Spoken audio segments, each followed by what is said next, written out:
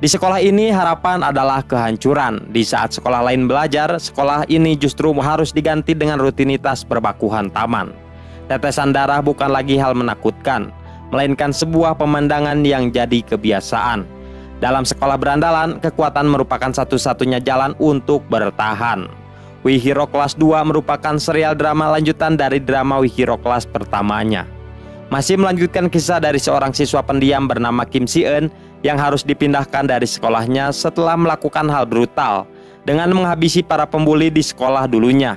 Namun kebrutalannya menghabisi mereka merupakan awal dari perjalanannya menuju kegelapan. Ia tidak menyangka malah dipindahkan ke sekolah berandalan yang mirip sekali dengan Sujuran. Di sana ia harus bertahan menghadapi para preman sekolah yang selalu mengganggunya. Akan tetapi yang menjadi persoalan besarnya bukanlah itu. Di lingkungan sekolah ini terdapat 4 sekolah raksasa berandalan yang melakukan aliansi, dan hanya sekolah baru Si-eun saja yang menolak aliansi ini. Imbasnya sekolah mereka harus selalu mendapatkan gangguan dari sekolah aliansi. Suatu ketika Si-eun merasa muak atas semua ini, ia pun menyatukan sekolahnya sendiri demi melawan 4 aliansi sekolah itu. 4 sekolah versus 1 sekolah, ini akan seru sekali cuy. Apa yang akan terjadi selanjutnya? Entahlah, siapkan dulu dut kopanya, dan inilah Wihiro Kelas kedua 2025. Let's go.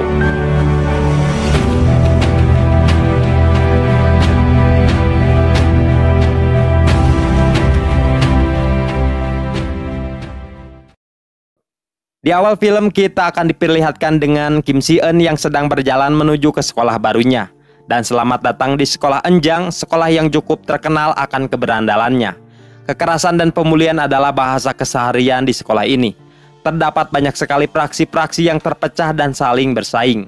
Dan hal itu menjadikan sekolah Enjang adalah satu-satunya sekolah yang sulit untuk dipersatukan. Dan tragisnya hukum alam cukup berlaku di sini, yang lemah akan menjadi korban pembulian sedangkan yang kuat akan menjadi pelakunya. Pada hari pertamanya masuk ke sekolah, Kim Si-eun langsung mendapatkan perlakuan khusus dan respek dari seluruh siswa SMA Enjang. Tidak ada satupun yang berani mengusiknya. Hal itu dibuktikan oleh seluruh siswa yang langsung membuka dan menyingkir untuk membiarkan Si-eun lewat. Seluruh siswa Enjang telah mengetahui bahwa Si-eun dipindahkan ke sekolah ini akibat pernah melakukan hal brutal di sekolah lamanya. Bahkan ia juga menghabisi seorang atlet UFC hingga menyebabkan cacat permanen. Dan akibat hal itulah membuat seluruh murid mengeluarkan larangan khusus, yaitu agar tidak mengganggu Kim Si-eun. Mereka semua menjuluki Kim Si-eun sebagai murid psikopat. Dan di dalam webtoonnya juga Si-eun mendapatkan julukan lain sebagai si ular putih dari Enjang. 작년에 뭐 애 하나 죽이고 전화 왔다던데. 야, 문시현. 와, 존나 사이코패스네. Ketika di kelas, si Kim Si-eun hanya menghabiskan waktunya untuk tidur saja. Selama ini ia tidak pernah merasakan tidur nyenyak setelah insiden brutal di serial pertamanya. Ia masih selalu dihantui rasa bersalah yang mendalam terhadap teman baiknya, yaitu Suho yang masih terbaring koma di rumah sakit. Layaknya seperti kebanyakan sekolah, pasti ada saja siswa culun yang kerap menjadi korban pembulian dan menjadi pesuruh di sekolah ini. Namanya Juntae, orang-orang menghinanya dengan sebutan si anjing pesuruh. Sebab keseharian ia selalu menjadi pesuruh dari si pembuli bernama Choi-man. Di setiap harinya, dirinya selalu dipaksa untuk membagikan sekotak susu dan cemilan kepada siswa-siswa lain.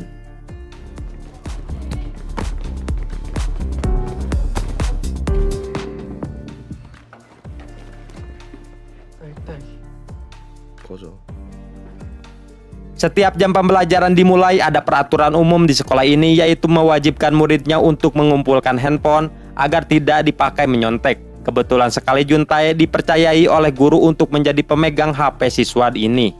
Namun Choi-man memanfaatkan kesempatan itu untuk menyuruh Juntae menyerahkan HP semua murid. Dan ternyata hal itu telah cukup lama Choi-man lakukan. Sudah banyak sekali HP yang ia dapatkan dari murid yang nantinya akan ia serahkan kepada seseorang. Akan tetapi selama ini hanya ada 3 HP siswa saja yang belum berani ia ambil dan curi. Dan salah satunya adalah HP miliknya Kim Si-eun. Maka dari itu ia pun memaksa Juntae untuk segera mengambil HP-nya Kim Si-eun. Tetapi Juntae tidak berani melakukannya, yang membuat Choi-man pun terpaksa menghabisinya untuk memberikan peringatan besar agar mau menuruti keinginannya. 괜히 혼자서 막 생각하고 판단하고 움직였다. 차렷.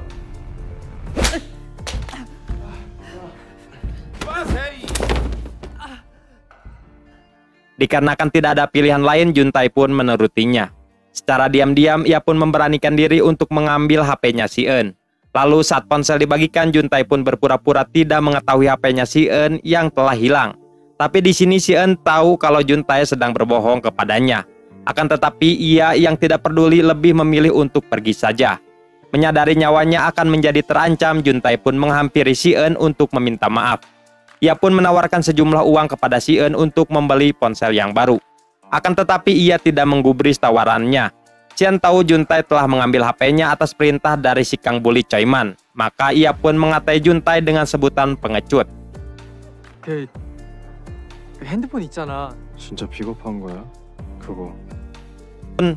Pada malam harinya, Kim Si Eun sedang mengunjungi rumah sakit untuk menjenguk Suho, sahabatnya di sekolah lama yang masih koma hingga saat ini. Di serial pertamanya, Suho melindungi Si Eun dari para pembuli dan efeknya ia dihabisi cukup brutal hingga mengalami koma.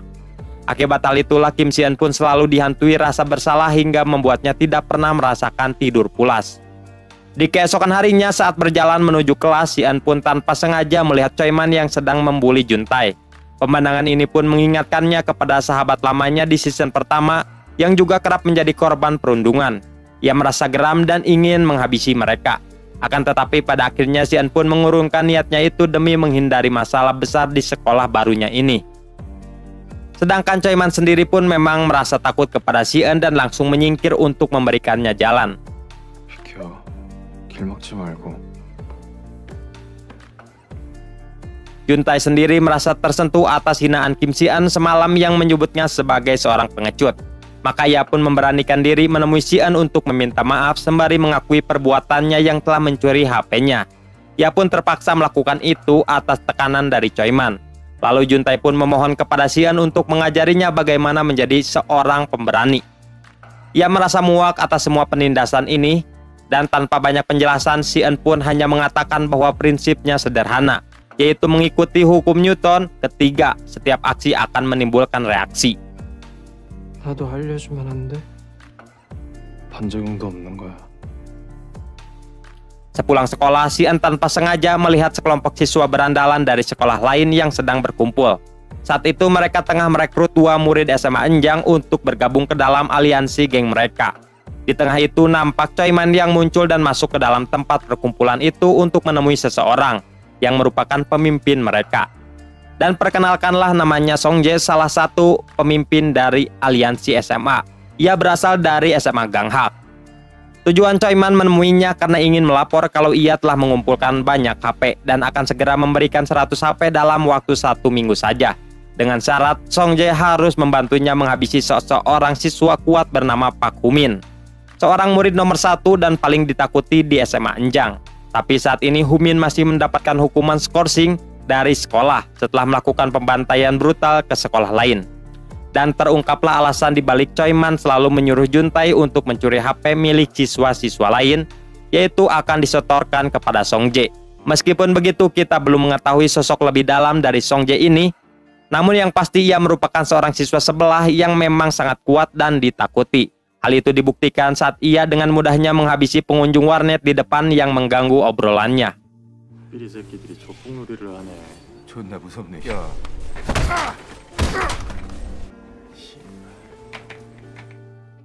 Di tempat lain, Juntai mulai merasa termotivasi atas ucapan Kim Si Eun yang mengatakan hukum Newton 3. Memang benar setiap aksi akan menghasilkan reaksi. Itu artinya ia memang harus memunculkan aksi untuk terbebas dari penindasan Choi Man. Ia pun membulatkan tekadnya untuk tidak takut lagi terhadap Choi Man.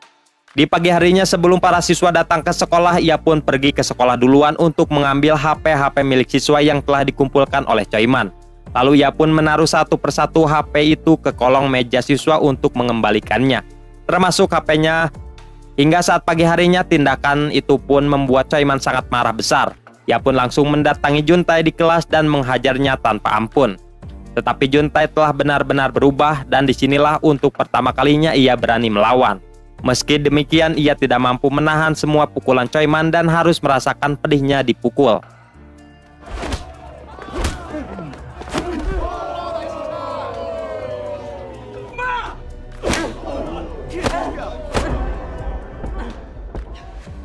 Dan dari belakang nampaknya si En yang menyaksikan penghajaran ini, ia merasa geram atas penindasan yang dilakukan oleh Choi Man yang sudah melewati batas.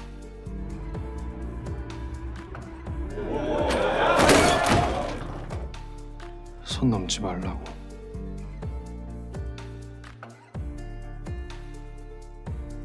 Yang pasti Choi Man tidak terima dan langsung menantang Kim Si Eun untuk berkelahi. Walau pada kenyataannya Choi Man merasa gemetar sekali saat melontarkan sebuah pukulan untuk si Eun. Pukulan itu membuat si Eun teringat akan kejadian masa lalunya saat ia dan teman-temannya di sekolah lamanya dihajar habis-habisan tanpa ampun. Saat itu ia lepas kendali dan menghajar balik para pembuli itu dengan brutal, bahkan hampir saja membunuh mereka.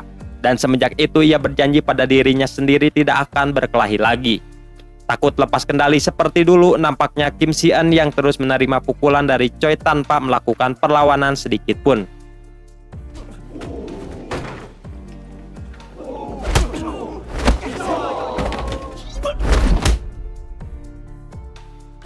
Keributan itu pun telah memancing seluruh siswa untuk menontonnya. Dan di antara mereka salah satu siswa murid dari klub basket, perkenalkan namanya Hyun Gotak, yang biasa disebut dengan Gotak. Ia merupakan orang nomor 2 di sekolah ini sekaligus teman dekatnya dari Pak Kumin, si murid yang paling ditakuti nomor 1 di sekolah. Tapi seperti kita tahu, Humin sedang mengalami hukuman skorsing dari sekolah. Dan hal itu pun dijadikan kesempatan oleh Choi Man untuk mengambil alih kekuasaan dan menjadi preman dadakan. Lalu Gotak pun meminta Choi Man untuk menghentikan perkelahian. Jika tidak, ia akan menghajarnya. Sontak saja ancaman itu pun justru malah membuat Choi Man merasa diremehkan. Sehingga ia pun malah menantang Gotak untuk berkelahi 1 lawan 1.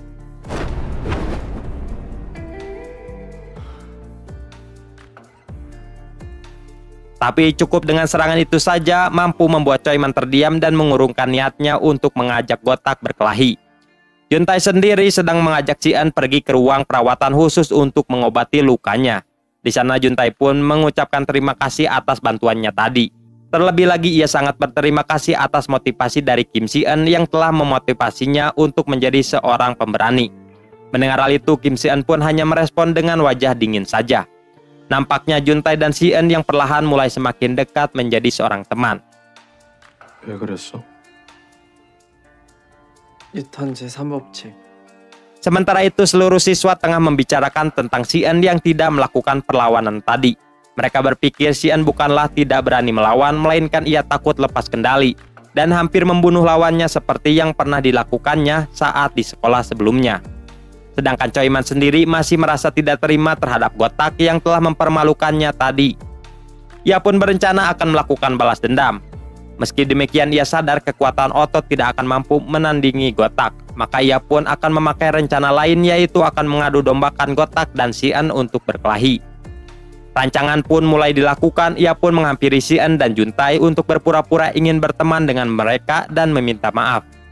Juntae sendiri merasa sedikit curiga dengan tingkah Choi Man, tidak seperti biasanya menjadi baik seperti ini. Hingga di saat Si Eun telah pergi, Choi Man pun membawa paksa Juntae ke ruangan basketnya Gotak. Di sana ia pun dengan sengaja mengacak-ngacak tempat itu untuk mulai mengadu domba. Tidak lupa menyekap Juntae ke dalam lemari basket miliknya Gotak.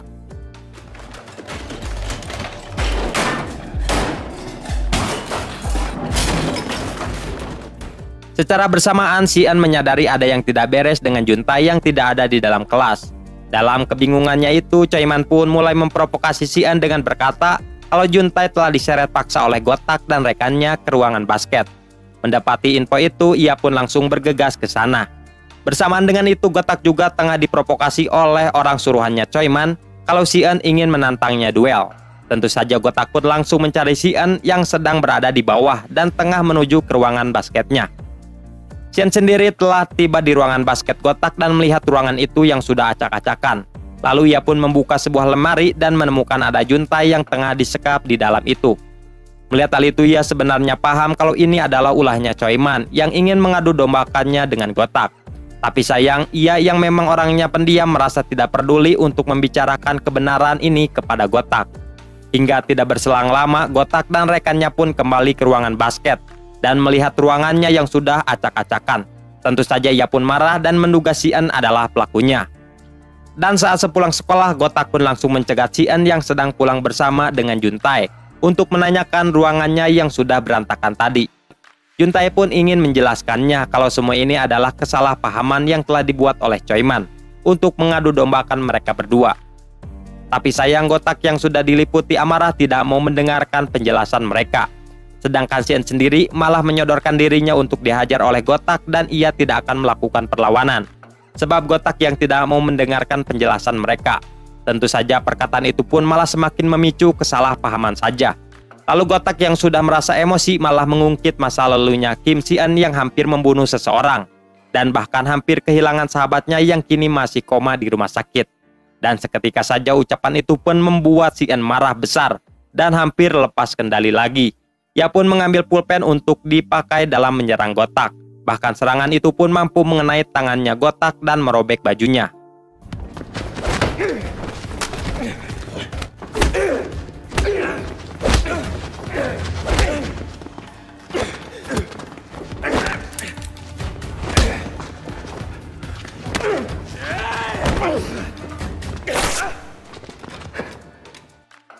Setelah keduanya kelelahan bertarung, muncullah Choi Man beserta anak buahnya yang siap untuk menghabisi mereka berdua.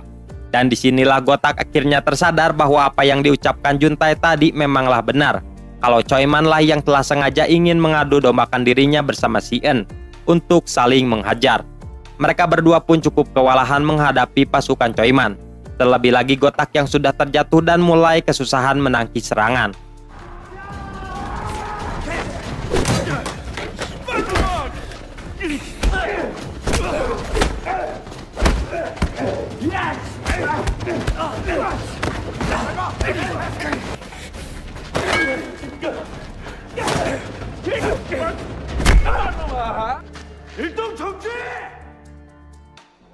Akan tetapi saat Si-eun akan dihantam oleh tongkat baseball, dari belakang muncullah seorang pria yang berteriak untuk meminta mereka berhenti berkelahi. Choi Man dan anak buahnya yang melihat itu pun seketika saja terdiam penuh ketakutan. Lalu nampak pria itu dengan rambut berwarna merah perlahan menghampiri mereka. Dan inilah ia Pak Humin, siswa yang selama ini paling ditakuti dan menjadi nomor 1 di sekolah Enjang. Seluruh murid tunduk di bawah naungannya dan menjadi penguasa sejati dalam sekolah ini. Akan tetapi menariknya ia cukup berbeda dengan pemimpin sekolah lain, di mana pemimpin lain akan memanfaatkan kekuatannya untuk melakukan pembulian dan penindasan. Pak Humin justru menyamaratakan siswa sama dengannya, tidak boleh ada kesenjangan antar para murid. Hal itu yang membuatnya sangat dihormati oleh semua orang di sana. Dan menariknya lagi, ia berperan penting dalam menjaga keseimbangan sekolah termasuk kota. Humin telah membuat peraturan yang melarang siswa untuk berkelahi dan harus saling berdamai. Akan tetapi semenjak dirinya diskors, keseimbangan sekolah menjadi kacau balau. Sebab Choi Man yang ingin mengambil alih kekuasaan dan melakukan pembulian lagi terhadap murid yang lemah. Dan rumor yang diceritakan itu bukanlah bohong semata.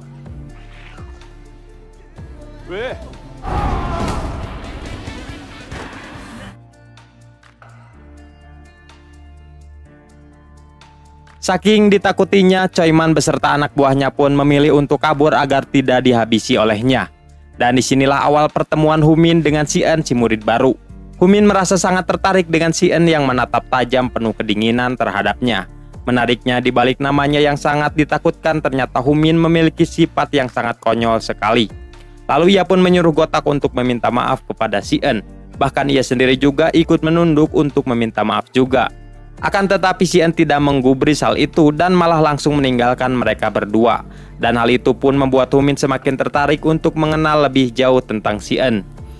Di keesokan harinya, sekolah dibuat terasa senang sekali dengan kembalinya sang raja sekolah. Siapa lagi kalau bukan Humin. Kedatangannya pun disambut hangat oleh seluruh siswa. Terlebih lagi para siswa yang lemah yang merasa senang akan kembalinya ia. Kini tidak akan ada lagi pembulian dan kekerasan dalam sekolah.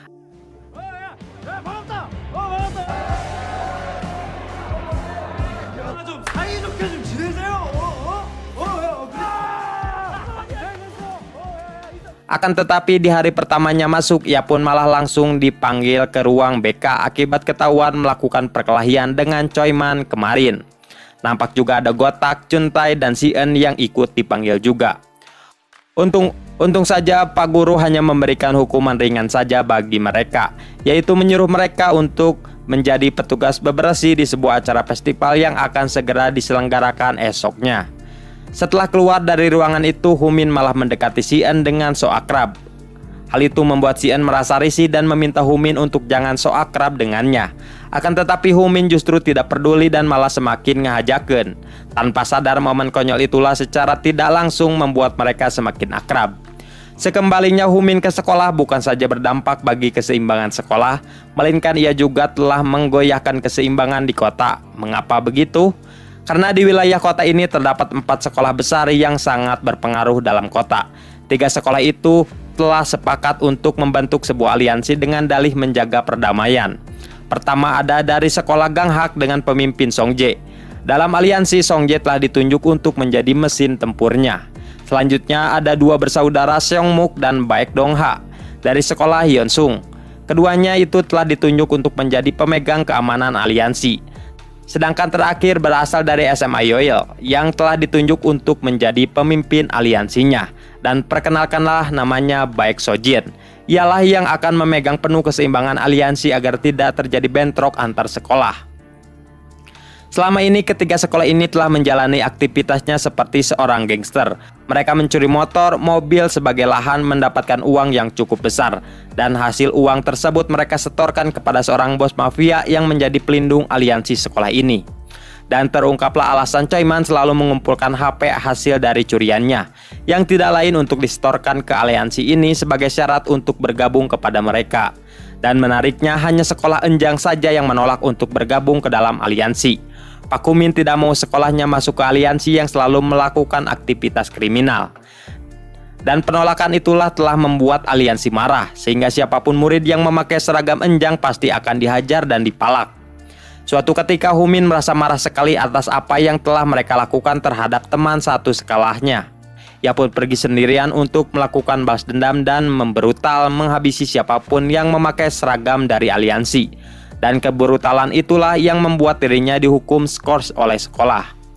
우리 학교 근처의 학교들은 다 소속돼 있는 일진 연합이처럼 완전 활동한다고 하더라고.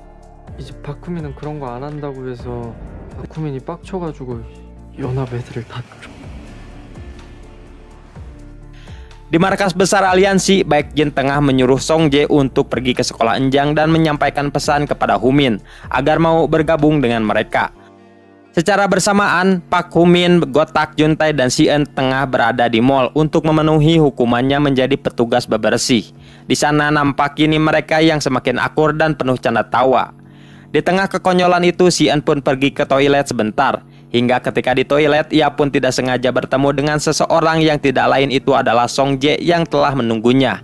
Akan tetapi karena Sien yang tidak kenal memilih untuk mengabaikannya saja. Namun Songje tiba-tiba malah menyerangnya tanpa alasan yang tidak jelas.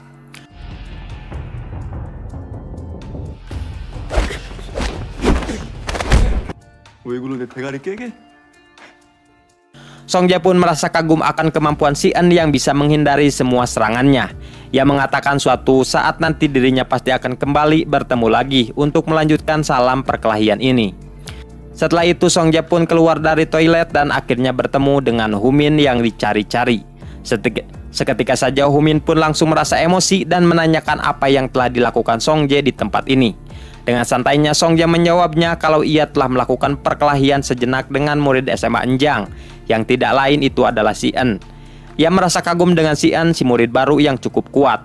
Mendengar hal itu, Humin pun langsung menghampiri Sien untuk menanyakan apa yang telah dilakukan Songje saat tadi. Tapi Sien yang pelit bicara tidak memberitahukan apa-apa.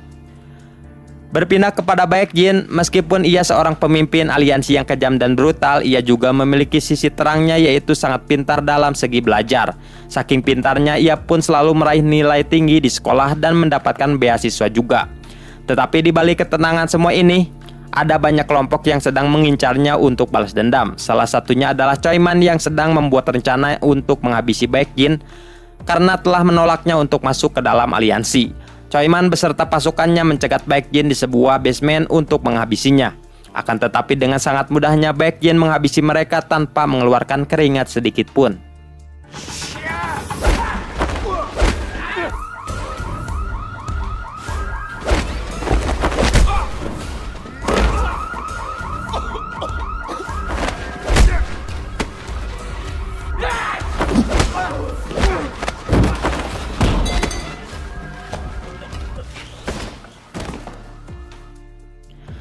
Di tempat lain, Humin sedang mengajak Gotak dan Juntai untuk mampir makan di kedai milik ayahnya.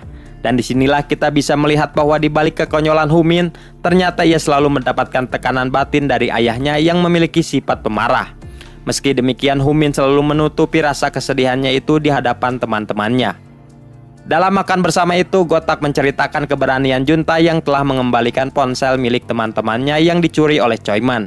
Mendengar hal itu, Humin pun merasa kagum dengan Juntai yang menjadi pemberani. Tapi Juntai mengakuinya kalau keberanian ini didapatkan akibat nasihat dari Si-en. Si-en sendiri seperti biasa tengah pergi ke rumah sakit untuk menjenguk Suho yang masih terbaring koma. Tapi sesampainya di sana, ia begitu terkejut saat melihat Song-jae yang telah menunggunya di sana. 저 새끼가 안수호구나. 나랑 잠깐 어디 좀 가자. 빨리 와, 이 씨발 새끼야.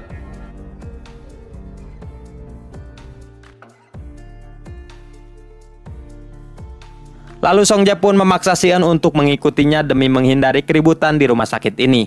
Si-en pun menurut dan mengikuti Song-jae yang membawanya ke sebuah tempat yang ternyata ia tengah dibawa ke markas besar aliansi sebab Baekjin yang ingin bertemu dengannya. Saat ini Si-en telah dianggap ancaman besar oleh Baekjin setelah mengetahui kemampuan bertarungnya di atas rata-rata. Maka tujuan Baekjin memanggilnya yaitu ingin mencoba mengajaknya bergabung ke dalam aliansi. Akan tetapi belum juga bicara, Si-en pun langsung menekankan bahwa ia tidak peduli dan merasa tidak tertarik dengan aliansi mereka. Yang ia ingin hanyalah hidup tenang dan tanpa ada yang mengganggunya. Apalagi mengganggu temannya yaitu Suho yang sedang terbaring di rumah sakit. Lalu ia pun memberikan ancaman keras untuk Baekjin. Jika ia kembali mengirim orang ke rumah sakit tempat Suho dirawat, maka ia tidak akan segan untuk menghancurkan aliansi ini. Mendengar peringatan itu, Baekjin pun setuju tidak mengganggu Si-en lagi, dengan syarat Si-en tidak boleh berteman dengan Humin. 한 번만 말할게. 분명히 말할 게 있어서 오는 거야. 내가 다 죽여버릴 거라고. 후민이 옆에서 알짱대지 말라고. Humin sendiri tengah mendapatkan masalah besar sebab ayahnya yang sedang ditangkap oleh kepolisian akibat berkelahi dengan seorang preman. Namun tanpa Humin tahu, para preman itu merupakan orang suruhan Baekjin yang sengaja membuat kegaduhan untuk memberikan pesan tersembunyi bagi Humin. Pesan ini secara tidak langsung mengartikan bahwa Humin akan mendapatkan masalah besar lebih berat lagi jika masih menolak untuk bergabung ke aliansi. Ketika di sekolah, Si-en pun menemui Humin untuk memberitahukan bahwa semalam ia telah dibawa ke markas besar aliansi untuk bertemu dengan Baekjin. Si-en tidak memberitahukan isi dari pertemuannya semalam, tapi yang pasti ia pun menegaskan tidak ingin terlibat dalam konflik Humin dengan aliansi itu. Maka ia pun meminta Humin untuk jangan berteman lagi dengannya, demi tidak melibatkannya jauh dalam konflik itu. Mendengar hal itu, Humin pun langsung paham kalau Baekjin telah mengancam Si-en untuk menjauhinya. Meskipun begitu, ia pun menyetujui keinginan Si-en yang tidak akan berteman lagi dengannya. Sepulang sekolah, Si-en tidak sengaja berpapasan dengan murid SMA Ganghak. Mereka yang melihatnya pun bersiap ingin mengganggunya. Tapi setelah mengetahui kalau itu adalah Si-en, mereka pun tidak jadi mengganggunya. Saat ini Baekjin telah memberikan pengumuman lagi bagi aliansi untuk jangan pernah mengganggu satu orang murid enjang, yaitu adalah Si-en. Sebab dia dan Si-en telah melakukan kesepakatan ketika malam tadi.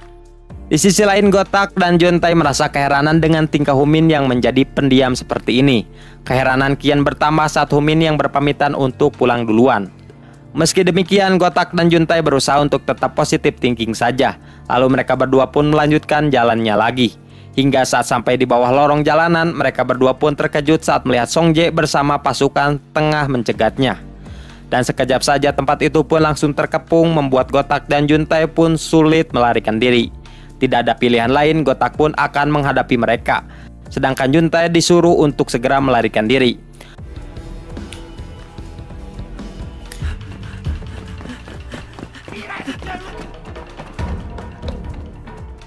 Akan tetapi akibat kalah jumlah, Gotak pun tidak mampu menahan mereka.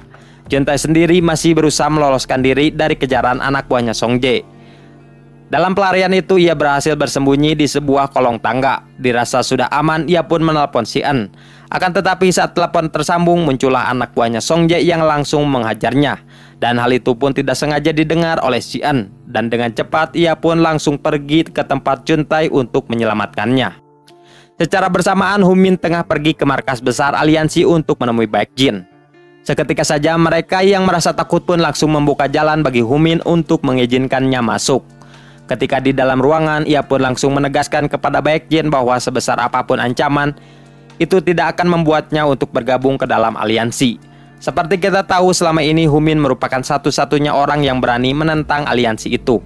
Banyak sekali sekolah di luar sana yang diserang hanya untuk dipaksa bergabung ke dalam aliansi. Dan hanya sekolah Enjang saja yang sampai saat ini masih menolak keras bergabung meskipun sekolah itu sudah beberapa kali diserang.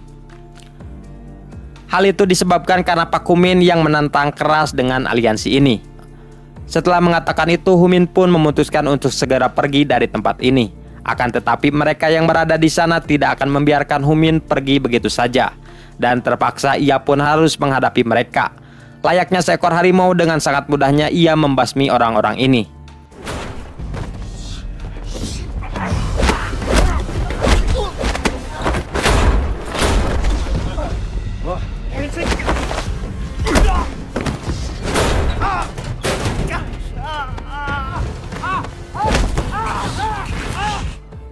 그만두라고 보내줘. Balik lagi kepada Gotak dan Junta yang tengah dibawa ke atap gedung untuk dihabisi oleh Songjae dan kawan-kawan. Di sana Gotak yang sudah kewalahan masih dipaksa untuk bertarung dengan Songjae. Di tengah perkelahian muncullah sang ular putih dari Enjang, siapa lagi kalau bukan si En. Kemunculannya ke sana karena ingin menyelamatkan kedua temannya yang telah dibuat babak belur seperti ini. Meskipun apa yang dilakukan itu telah melanggar janjinya kepada Baekjin. Akan tetapi atas nama pertemanan, si En tidak lagi memperdulikan janji itu. Sehingga ia pun langsung bertarung 1 versus 1 dengan Songjae. Di setiap pertarungan apapun, si En memiliki gaya andalan, yaitu memakai pulpen untuk dipakai dalam melumpuhkan lawan. Tapi kali ini lawannya yang dihadapi itu cukup lumayan kuat. Bahkan mampu merebut senjata ballpointnya itu. Namun jangan salah, dalam pertarungan jalanan tidak ada peraturan apapun. Intinya pemenang akan ditentukan bukan oleh siapa yang memiliki teknik bertarung terbaik, melainkan siapa yang mampu menumbangkan lawan dengan cara apapun. Akibat itulah si En pun selalu memanfaatkan barang-barang di sekitar untuk dipakai dalam melumpuhkan lawannya. Lalu ia pun mengambil pot bunga dan...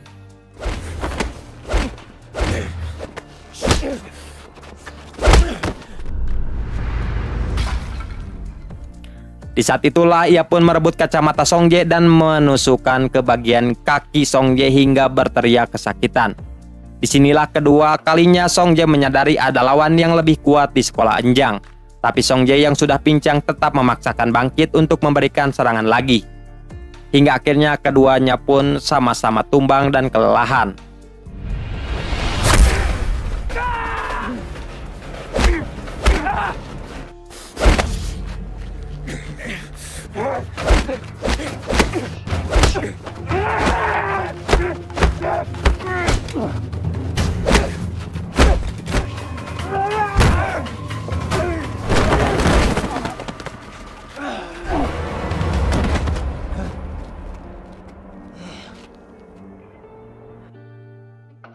Lalu si En pun terbangun dari pingsannya dan menyadari dirinya berada di suatu tempat.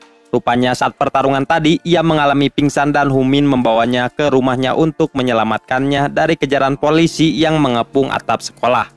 Sementara itu Songjae sendiri kemungkinan tertangkap oleh kepolisian. Lalu Humin pun merasa bersalah karena telah melibatkan si En dalam masalahnya. Ia pun meminta maaf dan berjanji akan menyelesaikan masalahnya sendiri agar tidak akan melibatkan si En dan kawan-kawannya. Ia akan melakukan balas dendam. Mendengar hal itu, si En pun justru menyangkal keinginan Humin yang akan melakukan balas dendam. Dirinya berpikir bahwa aksi balas dendam justru hanya akan memperpanjang masalah saja. Bahkan tragisnya balas dendam akan terus berlanjut dari orang ke orang sebelum akhirnya ada orang yang menjadi korbannya. Sontak saja perkataan itu pun membuat Humin terdiam sejenak. Dirinya berpikir apa yang diucapkan oleh si En barusan memang ada benarnya. Dalam telepon itu ia pun menyerah dan mengakui Baekjin lebih baik darinya. Dan akhirnya terungkaplah di sini kalau Humin dan Baekjin merupakan sahabat dekat di masa kecil.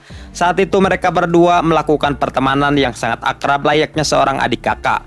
Meski demikian kita belum mengetahui alasan dan penyebab mengapa mereka jadi bermusuhan di masa sekarang. 내가 졌다 백진아. 은정이고 뭐고가 중요한 게 아니라. 그래. Di sisi lain, Baek Jin sendiri sedang berada di depan kantor kepolisian untuk menunggu Song Jae yang sebentar lagi akan diizinkan pulang. Tidak lama dari itu, Song Jae pun keluar dari kantor dengan kondisi kakinya yang sudah pincang. Lalu Baek Jin pun membawa Song Jae ke sebuah tempat yang merupakan markas kedua aliansi. Tentu saja Song Jae pun merasa keheranan mengapa Baek Jin membawanya ke sana. Setahu dirinya, markas kedua ini hanya akan dipakai untuk tempat penyiksaan bagi anggota aliansi yang melakukan pengkhianatan. Dalam keheranannya itu, Baek Jin pun langsung menanyakan apakah Song Jae tidak membocorkan informasi rahasia dan bisnis mereka saat di kantor polisi tadi. Mendengar hal itu, Song Jae pun akhirnya paham mengapa dirinya dibawa ke sana. Ia pun merasa kecewa terhadap Baek Jin yang seolah-olah tidak mempercayainya. Padahal selama ini ia sangat setia terhadapnya. Tapi rasa kesetiaannya itu justru malah dibalas dengan rasa ketidakpercayaannya Baek Jin yang lebih mementingkan bisnis ketimbang dirinya. Dengan rasa kekecewaan mendalam, Song Jae pun meminta untuk rehat sejenak dalam aktivitas aliansi. Ia juga meminta Baek Jin untuk jangan mencarinya. 넌 여기 싫지? 경찰한테는 뭐라고 말했어? 근데 이 씨발 한 번을 안 물어보네. 경찰이 실수라도 했으면 나도 여기서 패 죽이려고요. 나 당분간 좀 쉰다. Keesokan harinya saat Baek Jin pulang sekolah, ia pun dicegat oleh dua orang gangster yang meminta Baek Jin untuk menemui bos mereka yang bernama Tuan Choi. Dan ternyata Tuan Choi lah yang selama ini mengendalikan Baek Jin dan mengatur aliansi. Di sini Baek Jin menolak secara halus permintaan mereka ini yang memintanya untuk masuk ke dalam mobil. Ia berkata ia sendirilah yang nanti akan pergi menemui Tuan Choi tanpa harus dijemput seperti ini. Akan tetapi mereka ini tidak menggubris perkataannya itu dan tetap memaksanya untuk masuk, yang membuat Baek Jin pun geram dan menghabisi mereka ini dengan sangat mudahnya.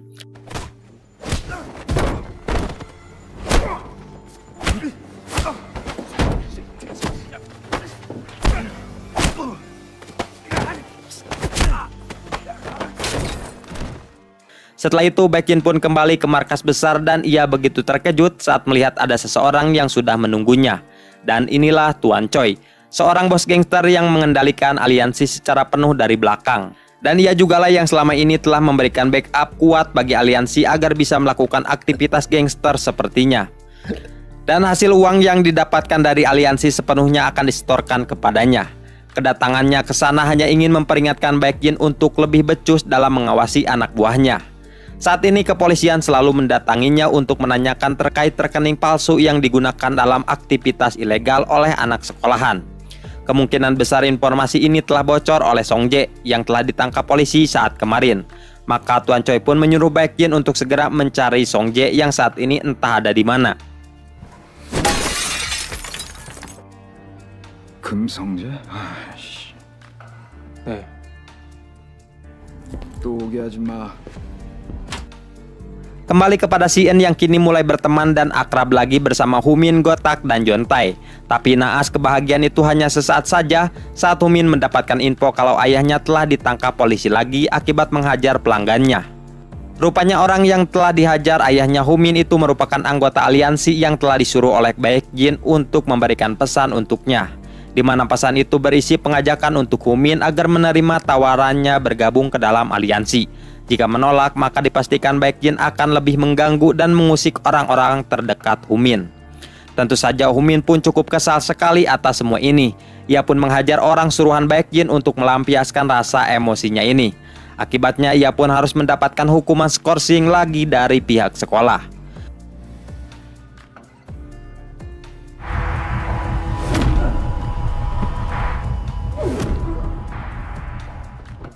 Setelah pulang dari kantor kepolisian, ayahnya memarahi Humin dan menyebutnya sebagai anak yang tidak berguna alias beban keluarga.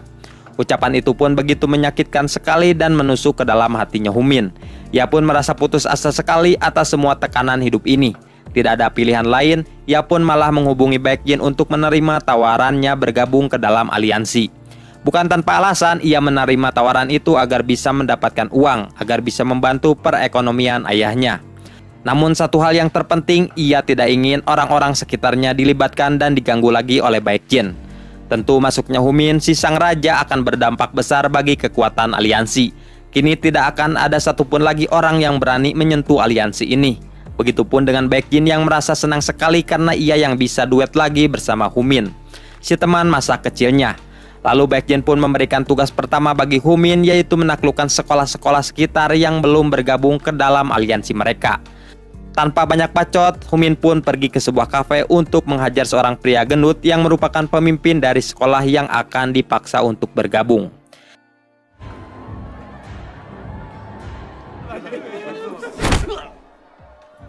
이제 성남은 연합에 들어오는 거야. Kemudian Shin pun berpindah kepada Si-eun yang sedang berada di rumahnya. Saat ini sang ibu merasa khawatir terhadap Si-eun yang selalu pulang dengan keadaan babak belur dan berdarah. Ia takut anaknya melakukan perkelahian brutal lagi seperti di sekolah sebelumnya. Maka dari itu sang ibu pun menyuruh Si-eun untuk pindah sekolah ke luar negeri saja. Di malam yang larut, ada seseorang yang mengetuk pintu rumahnya Si-eun. Rupanya itu adalah Gotak dan Yujin yang ingin mengajak Si-eun untuk bermain dan menghabiskan waktu di malam ini. Di lapangan mereka berdua pun merasa sedih saat mengetahui kalau Si-eun akan pindah sekolah ke luar negeri. Dalam kesedihan ini, Gotak dan Juntae pun berkata secara jujur bahwa selama ini mereka berdua selalu membutuhkan Si-eun yang selalu datang ke rumah sakit. Yang membuat mereka berdua pun tahu kalau di sana ada teman Si-eun yang sedang terbaring koma. Namun obrolan itu langsung teralihkan di saat mereka bertiga teringat akan keberadaan Humin yang tidak ada kabar. Lalu Si-eun pun mencoba menelpon Humin, tapi sayangnya telepon itu tidak diangkat. Dan hal itu pun membuat mereka heran dengan tingkah Humin yang menjadi aneh dan tidak seperti biasanya.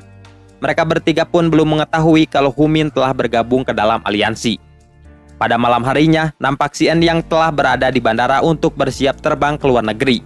Tapi beberapa menit sebelum naik pesawat, ia pun menerima telepon dari Juntae yang ingin mengatakan kalau ia bersama Gotak telah pergi ke rumah sakit lagi untuk menjenguk An Suho yang masih terbaring koma. Dirinya pun tersadar alasan mengapa Si-eun menjadi pendiam dan selalu menyalahkan dirinya sendiri. Namun ia percaya kalau semua itu bukanlah salahnya Si-eun. Sontak saja Si-eun pun langsung terdiam terharu dan bahkan sampai meneteskan air mata. Untuk pertama kalinya ia pun mendengar lagi ada seseorang yang bisa memahami perasaannya. Bahkan selama ini ibunya juga selalu menyalahkan dirinya. Sampai akhirnya Si-eun pun tidak jadi untuk pergi ke luar negeri. 지난번에 말을 못해가지고 너 때문 아닌 것 같아서. 저 안 갈래요.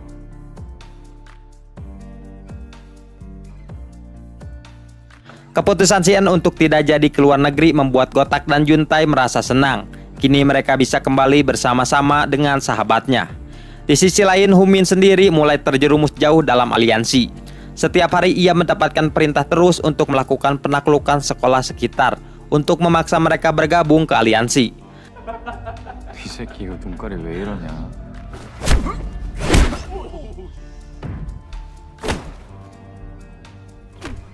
Setelah membereskan tugasnya, ia pun selalu mendapatkan bayaran besar dari Baekhyun. Rencananya hasil uang tersebut akan ia berikan kepada ayahnya untuk membantu perekonomian.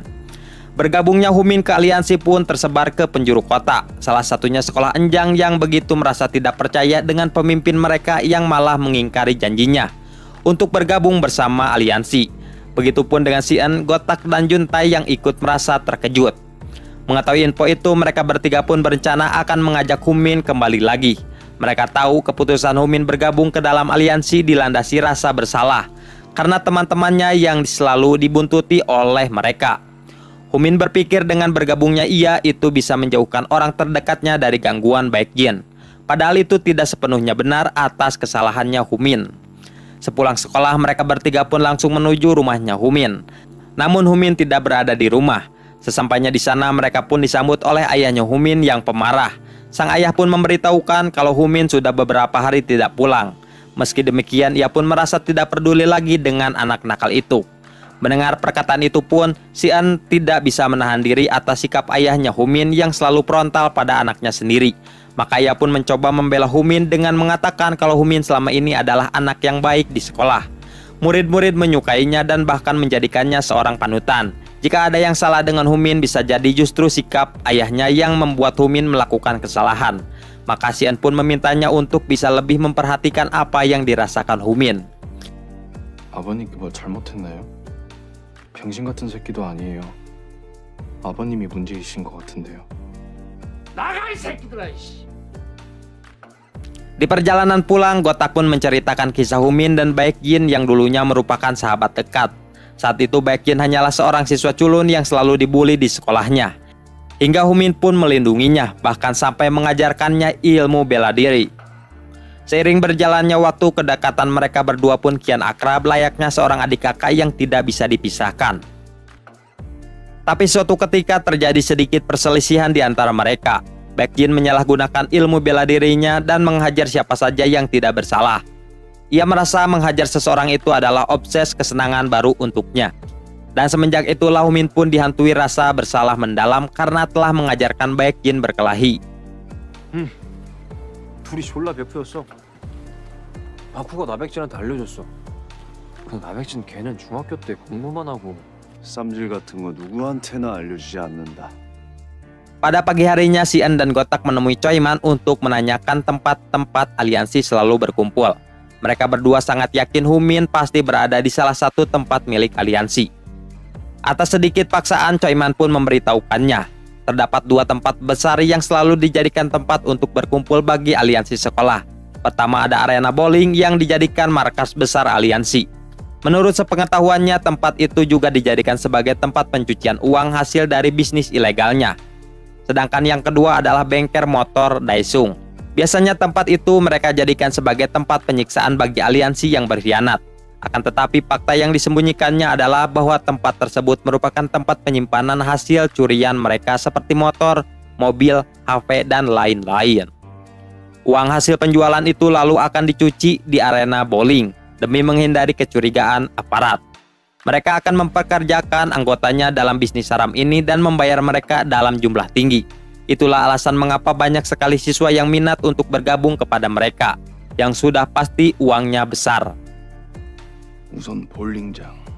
볼링장은 나백진이 매니저로 일하는데 이게 수익이니까 그것도 세탁기 졸라 돌리는 거지. 소 심플. 페이를 존나 잘 줘. 네 돈 필요 없어. Mendengar info itu, Gotak mengajak Xian untuk segera bergegas pergi ke sana dan mencari Humin. Akan tetapi Xian menahan dan bahkan meminta Gotak untuk jangan bertindak dulu sebelum ada instruksi darinya. Mereka harus merancang strategi dulu untuk bisa menyelundup ke sana. Sebab sekalinya gagal melangkah, dipastikan mereka tidak akan bisa kembali dari tempat itu. Pada malam harinya, Xian secara diam-diam pergi ke arena bowling untuk menemui Baekgin. Tujuannya jelas, yaitu ingin menekan Baekgin untuk menyerahkan Humin dan jangan pernah mengganggu hidup mereka lagi. Tapi ancaman itu tidak membuat Baekgin takut sedikit pun. Secara bersamaan, Gotak dan Juntai tidak mendengarkan perkataan Xian untuk jangan bertindak dulu. Saat ini mereka berdua tengah pergi ke bengkel Daesung dengan harapan bisa menemukan Humin. Akan tetapi saat masuk ke dalam, mereka berdua terkejut saat mendapati banyak sekali motor curian di tempat itu. Bukan itu saja, Gotak dan Juntai pun melihat adanya sebuah berkas di dalam ruangan. Mereka berdua berencana masuk ke dalam itu untuk mencari sebuah berkas penting yang bisa dipakai dalam menghancurkan aliansi. Akan tetapi tanpa sepengetahuannya, hal ini pun tengah disaksikan langsung oleh Baekgin melalui kamera CCTV. Maka ia pun menyuruh pasukannya untuk segera bergegas ke sana dan menangkap mereka. Sementara itu, Xian yang mengetahui info itu berencana ingin menyusul ke sana untuk menyelamatkan Gotak dan Juntai. Tapi sayang, ia pun tidak akan dibiarkan pergi begitu saja oleh Baekgin. Lalu ia pun terpaksa harus menghadapinya dulu. Namun sebelum perbakuhan taman dimulai, tiba-tiba muncul Humin dari belakang. Humin pun merasa marah terhadap Baekgin yang telah melanggar janjinya untuk tidak mengganggu temannya lagi. Maka ia pun memutuskan telah resmi keluar dari aliansi. Dalam ketegangan ini, Xian pun memberitahukan kalau Gotak dan Juntai sedang dalam bahaya. Ia pun mengajak Humin untuk segera pergi ke sana. Akan tetapi sayang, langkahnya ditahan oleh Baekgin. Tidak ada pilihan lain, ia pun terpaksa akan menghadapinya dulu. Sedangkan Xian sendiri disuruh untuk pergi duluan demi menyelamatkan mereka. 제발 앞으로 연락하지 말고.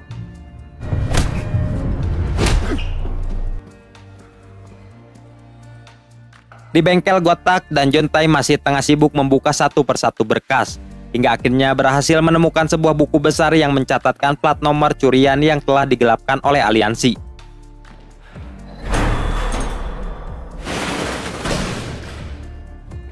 Akan tetapi sayangnya pasukan dari aliansi muncul untuk menangkap mereka. Sehingga Gotak pun terpaksa menghadapi mereka.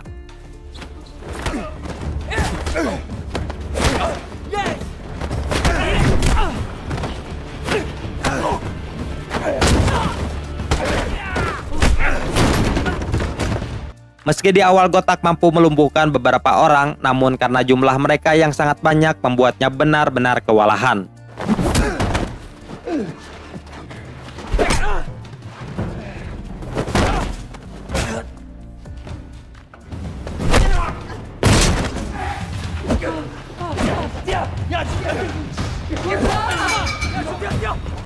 Di tengah penyiksaan, Jontai dan Gotak pun berhasil memanfaatkan kesempatan untuk melarikan diri dari tempat itu. Tetapi naasnya mereka tidak akan membiarkannya pergi begitu saja dan langsung mengejarnya. Sementara itu, Xian tengah berlari menuju ke bengkel. Di tengah perjalanan, ia pun mendapatkan telepon dari rumah sakit yang ingin mengabarkan Suho mengalami kritis dan detak jantungnya kian melemah. Tentu saja kabar itu pun seketika membuat Xian pun terdiam penuh kesedihan. Sampai-sampai ia pun tidak menyadari ada sebuah truk yang sedang melaju kencang ke arahnya.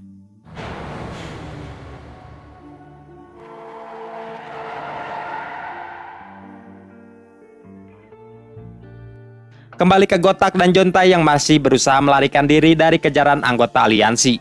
Seluruh tempat itu dikepung, tapi untung saja mereka berhasil lolos dengan bersembunyi di bawah kolong mobil pick-up. Tapi tiba-tiba saja seseorang menarik kakinya Jontai. Rupanya itu adalah Seong Mok dan Dong Ha, dua orang berpengaruh dalam aliansi. Dengan terpaksa lagi, Gotak pun melawan mereka berdua.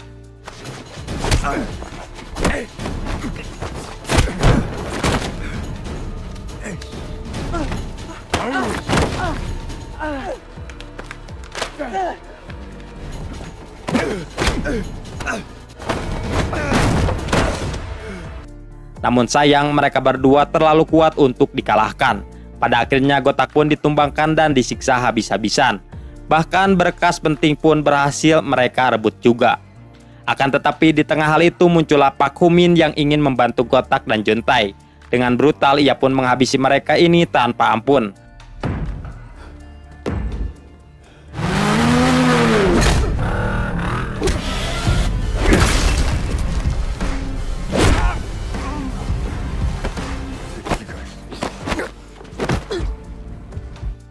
Saking brutalnya, ia pun mencekik dan ingin membunuh lawannya. Bahkan Gotak pun tidak mampu menghentikannya. Akan tetapi kebrutalannya pun seketika mereda saat mendengar kabar Xian mengalami kecelakaan dan dirawat di rumah sakit. Di malam itu juga mereka pun pergi ke rumah sakit untuk melihat Xian. Sesampainya di sana, Humin pun terdiam merasa bersalah atas apa yang menimpa Xian.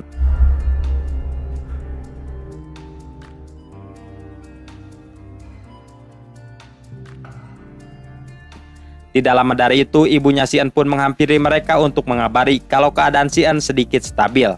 Meski demikian, sang ibu meminta mereka untuk mulai menjauhi Xian demi menjauhkannya dari hal-hal berbahaya seperti ini. Dirasa malam semakin larut, mereka bertiga pun memutuskan untuk pulang. Sesampainya di rumah, Humin pun merasa keheranan dengan tingkah ayahnya yang kini tidak pemarah seperti biasanya. Sang ayah pun memberitahukan saat itu teman-teman Humin sempat datang ke rumah. Dan salah satu dari mereka bahkan menceramahinya. Menurutnya orang seperti itu memang pantas dijadikan teman, karena dialah yang akan selalu merangkul kita baik senang maupun susah. Seketika saja Humin pun langsung meneteskan air matanya saat sadar kalau orang yang dimaksud ayahnya itu adalah Xian. 어줍지 않게 어른 흉내내지 말고 연락 안 된다고 찾아주는 친구들도 있고.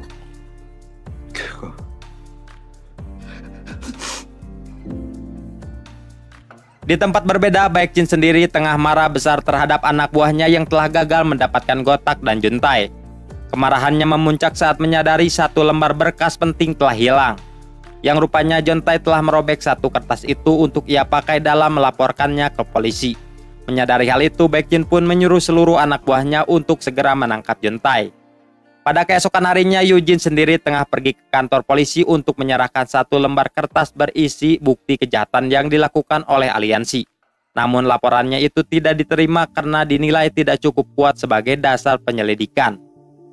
Sesaat keluar dari kantor itu, Juntai pun merasa ketakutan saat anggota aliansi menangkapnya. Mereka pun membawanya ke bengkel untuk menyiksanya. Meskipun begitu, momen penyiksaan ini telah membuat Juntai tidak merasakan ketakutan lagi terhadap sebuah pukulan. Melalui sebuah telepon, Baek Jin pun meminta Juntai untuk segera menghapus lembar kertas penting itu yang telah dipoto olehnya. Akan tetapi dengan penuh keberanian, Juntai pun akan menurutinya. Dengan syarat Baekjin tidak boleh menyentuh teman-temannya lagi. Akan tetapi ancaman itu justru malah membuat Baekjin merasa marah dan menyuruh anak buahnya untuk segera membunuh Juntai.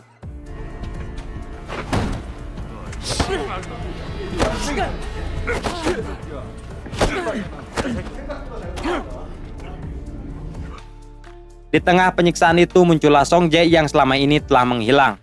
Entah mengapa ia pun langsung menghampiri mereka dan menghajar para anak buahnya sendiri. Tidak lama dari itu datanglah Humin yang sebelumnya ditelepon oleh Song Jae untuk datang ke sana.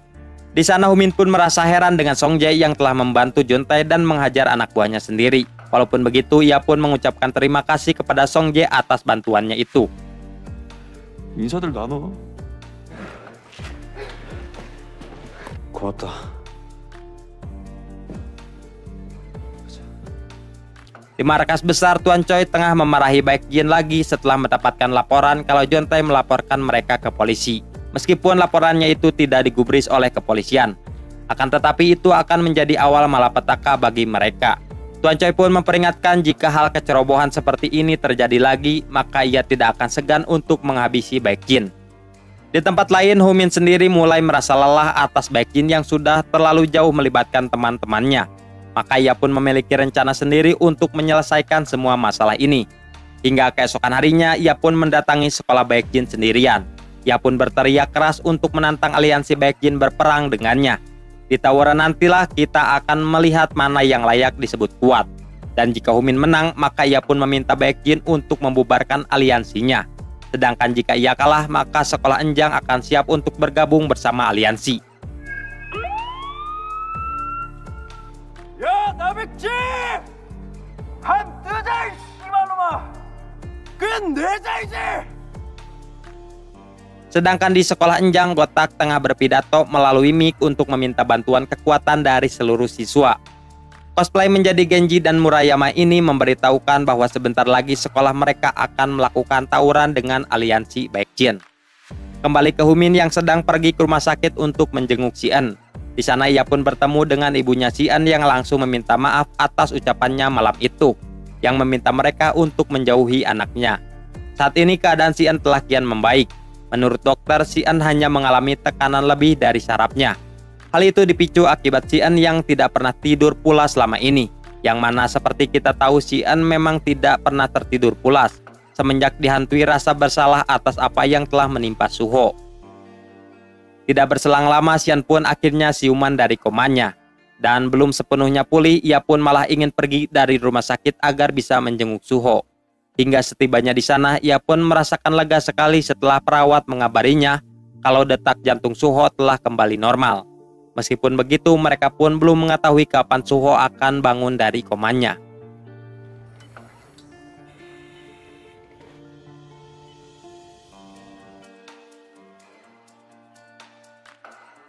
Beberapa hari pun berlalu dan kini keadaan Si-en yang sudah pulih.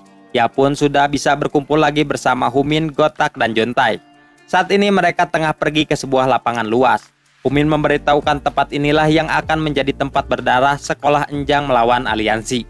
Mengetahui sekolahnya akan berperang, Si-en pun akan memikirkan rencana matang demi bisa mengalahkan mereka. Rencana tawuran itu akan segera diselenggarakan dalam beberapa hari lagi.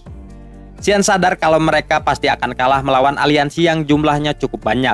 Maka dari itu, untuk mengantisipasi hal ini, ia pun pergi menemui Song Jae untuk memecah belah aliansi. Seperti kita tahu, saat ini Song Jae mulai merasa benci terhadap Baekjin yang hampir menendangnya. Si-en pun akan memanfaatkan kebenciannya itu untuk mengajaknya bergabung bersama mereka. Selama pertemuan itu, Si-en mengajak Song Jae untuk bergabung bersamanya dalam menghancurkan aliansi. Ia pun meminta Song Jae untuk menyerahkan rekening milik aliansi yang selalu dipakai dalam bertransaksi. Dan dengan rencana itulah Si-en pun akan menghancurkan mereka. Seluruh anggota aliansi tertarik bergabung hanya karena uang saja.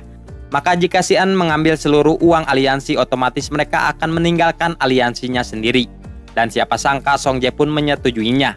Ia pun meminta Si-en untuk menemuinya pada lusa nanti di markas bowling. Singkat cerita, hari yang ditunggu pun tiba juga. Benar saja, sebagian anggota aliansi telah terpecah setelah mereka mendapatkan kabar kalau uang kelompok telah menghilang. Efeknya jumlah anggota aliansi yang ikut berperang menurun drastis. Dan ini akan menjadi jumlah yang sama-sama imbang versus SMA Enjang.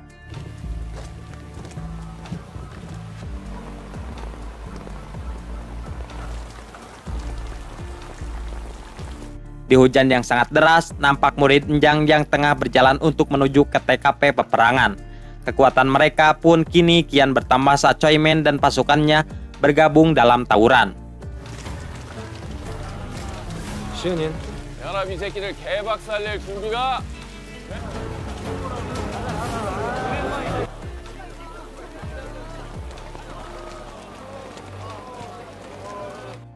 Pada saat bersamaan, Xian sendiri tengah pergi ke arena bowling untuk menemui Song Jae yang akan menyerahkan rekening aliansi. Ia mendapatkan pesan dari Song Jae yang mengajaknya untuk mengambil bukti kejahatan di markas tempat bowling.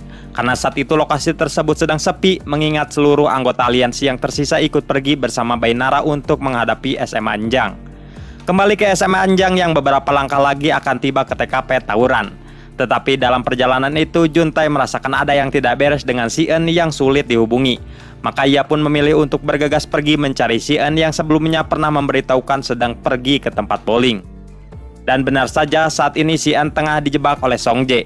Dari belakang muncullah anak buah Song Jae yang langsung mencekiknya hingga tidak sadarkan diri.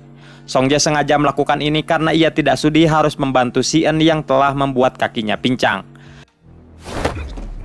누가 다치는 게 난 그냥 이렇게 재밌는 게 좋은. Kembali kepada pasukan Humin yang telah sampai di lapangan. Di sana mereka langsung dihadapkan dengan pasukan Baekjin yang sudah menunggunya. Tanpa banyak bacot, kedua kubu ini pun langsung berteriak "Ora!", yang artinya tawuran kedua sekolah pun dimulai.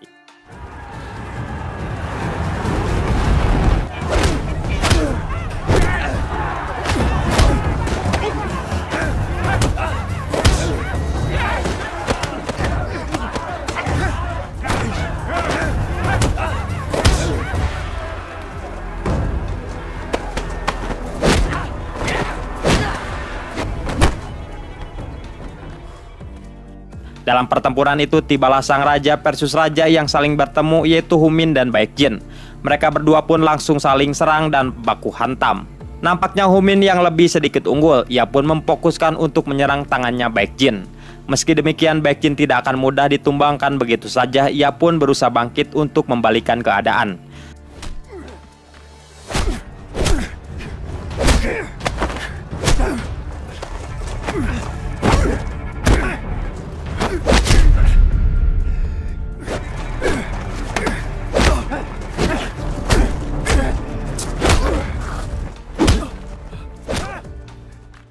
Juntai sendiri telah sampai di arena bowling dan menemukan Xian yang sedang disekap dalam keadaan pingsan. Ia pun mencoba membangunkannya dan mengajaknya untuk segera pergi dari sana. Namun sial sekali anak buah Song Jae muncul lagi untuk menghentikan mereka berdua. Tidak ada pilihan lain, Xian pun terpaksa menghadapinya lagi.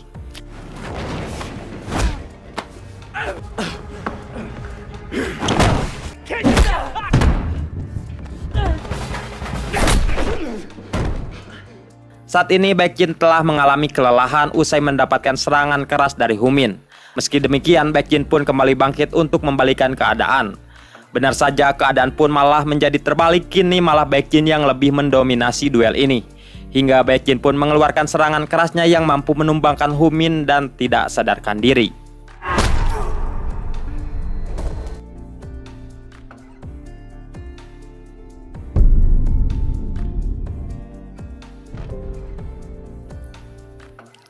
Dan duel itu pun menjadi akhir peperangan ini. Para aliansi pun langsung berteriak keras untuk merayakan kemenangannya. Sedangkan sekolah Enjang hanya bisa terdiam penuh ketidakpercayaan. Mereka tidak percaya orang sekuat Humin bisa dikalahkan seperti ini. Lalu Baekjin pun berteriak keras terhadap mereka untuk mengesahkan kalau saat ini sekolah Enjang telah resmi tunduk di bawah mereka. Dan jika ada yang menentang maka dipersilahkan untuk berhadapan dengannya. Dan dari sinilah muncul seorang siswa Enjang dari belakang untuk melawan Baekjin. Siapa lagi orang tersebut kalau bukan si ular putih Xian.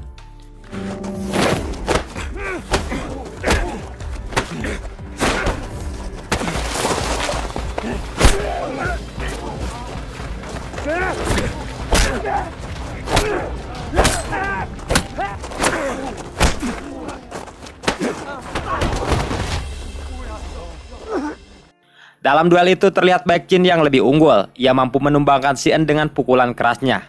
Meski demikian, Sien pun masih memaksakan diri demi tidak kalah dalam duel ini. Ia pun membabi buta dan membrutal dalam memberikan serangan balik. Entah mengapa ia pun menargetkan kakinya Baekjin untuk membuatnya pincang. Walaupun begitu, Baekjin pun cukup kuat dan melontarkan pukulan terakhirnya yang membuat Sien pun tidak mampu bangkit lagi.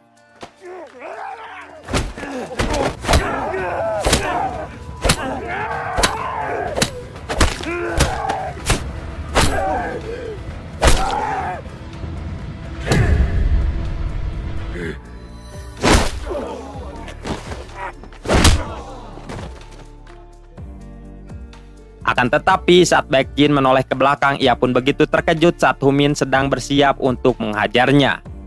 Dan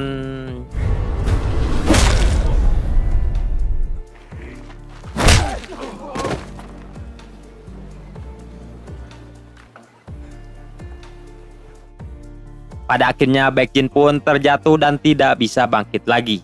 Dan ini pun mengakhiri semuanya kalau Enjang menjadi pemenang tawuran.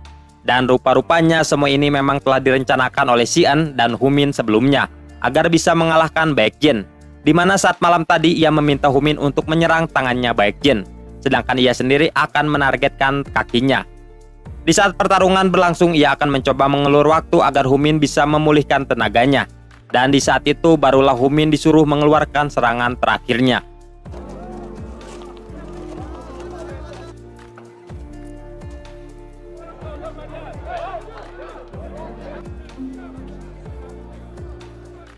Setelah peperangan itu, kini keadaan sekolah pun kembali normal. Sekolah Enjang telah berhenti mendapatkan gangguan dari aliansi yang kabarnya telah resmi dibubarkan. Mereka telah terpecah dan lebih fokus terhadap sekolah masing-masing. Sedangkan Baekjin sendiri dikabarkan telah menghilang dari kota ini dan belum diketahui keberadaannya. Di sisi lain, Sien mendapatkan kabar dari rumah sakit kalau Suho akhirnya telah sadar dari komanya. Dengan cepat, Sien, Humin, Gotak, dan Juntai pun bergegas ke rumah sakit. Sien pun begitu terharu sekali saat melihat sahabatnya yang ia tunggu selama ini telah siuman. 저기 뒤에 분들은 누구죠? 잘 살았냐?